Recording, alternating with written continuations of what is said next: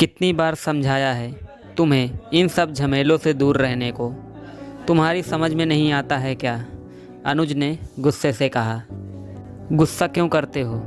तुम्हारी लंबी उम्र के लिए ही तो रखती हूँ यह व्रत। इसमें मेरा कौन सा स्वार्थ है?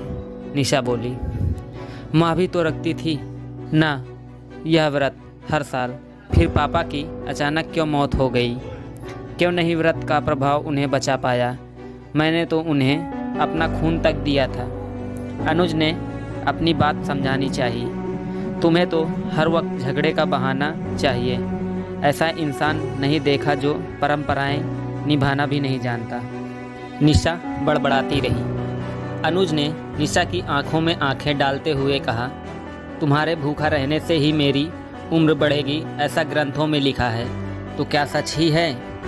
ग्रंथों में तो न जाने क्या क्या अनाप शनाप लिखा हुआ है। सब मानोगे तो मुंह दिखाने लायक नहीं रहोगी। निशा बुरा सा मुंह बनाकर बोली, आप तो बस रहने दो। आपको तो बस मौका चाहिए मुझ पर किसी न किसी बात को लेकर उंगली उठाने का मौका मिला नहीं कि हो जाएंगे शुरू सुनाने के लिए। बात मौके की नहीं है, अंधविश्वास पर टिकी आस्था की है। ब्राह्मणों द्वारा विभिन्न प्रकार की धार्मिक रूढ़ियों के जरिए स्त्री को ब्राह्मणवादी पितृसत्ता के अधीन बनाए रखने की है। बस आप तो चुप ही करो। क्यों किसी के लिए अपशब्द कहते हो? इसमें ब्राह्मणों का क्या कसूर?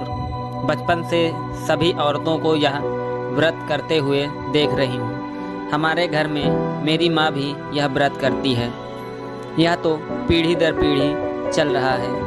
अनुज अपने गुस्से को काबू करते हुए बोला, व्रत पूजा पाठ ये सब ब्राह्मणों ने ही बनाए ताकि ज़्यादा से ज़्यादा आम लोगों को ईश्वर और भाग्य का भय दिखाकर अपना उल्लू सीधा कर सके।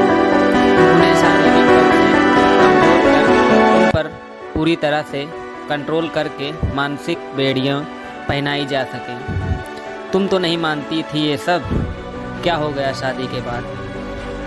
तुम्हारी मानसिकता को इतना पढ़ने के बाद भी इन दकियानूसी बातों पर विश्वास या आस्था, अंधविश्वास सिर्फ इसलिए ही तो है ताकि मैं कैद महिलाओं को किसी भी अनहोनी का भय दिखाकर ये ब्राह्मण, ये समाज के ठेकेदार हजारों वर्षों तक इन्हीं रीति रिवाजों के जरिए गुलाम बनाए रख सकें। यही तो कहती थी ना तुम। मैंने करवा चौथ का व्रत आपसे प्रेम की वजह से रखा है, आपकी लंबी आयु के लिए। तुम मेरे जीवन में मेरे संग हो यही काफ़ी है। तुम्हें अपना प्यार साबित करने की कोई ज़रूरत नहीं। हम हमेशा हर तकलीफ़ में साथ हैं। यह एक दिन का उपवास कुछ साबित नहीं करेगा। वैसे भी तुम्हारे लिए भूखा रहना सही नहीं। मुझे आपसे कोई बहस नहीं करनी। हम जिस समाज में रहते हैं उसके सब कायदे कानून मानने होते हैं। आप जल में रहकर मगर से बैर करने के लिए मत कहो। कल को कोई ऐसी वैसी बात हो गई तो मैं अपने आप को कभी माफ़ नहीं कर पाऊंगी।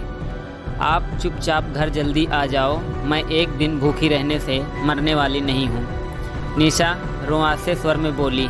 पत्नी की जिद और करवा चौथ के दिन को महाभारत में बदल जाने की विकट स्थिति के बीच में अनुज ने चुप हो जाना ही बेहतर समझा। तभी माँ ने आवाज़ लगाई, क्यों बेकार की बहस कर रहे हो निशा से? ऑफिस जा। अनुज नाराज़गी से चला गया।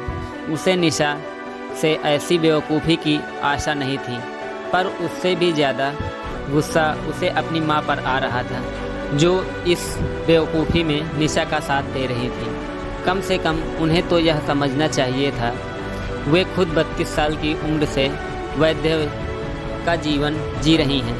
सिर्फ 2 साल का ही तो था जब अचानक बाप का साया सिर से उठ गया। अनुज को आज महसूस हो रहा था कि स्त्री मुक्ति पर कहीं लिखी जाने वाली बातों को तब तक कोई औचित्य नहीं जब तक कि वे खुद इस आस्था और अंधविश्वास के माया जाल से ना निकलें। सही कह रहा था संचित कि शुरुआत अपने घर से करो।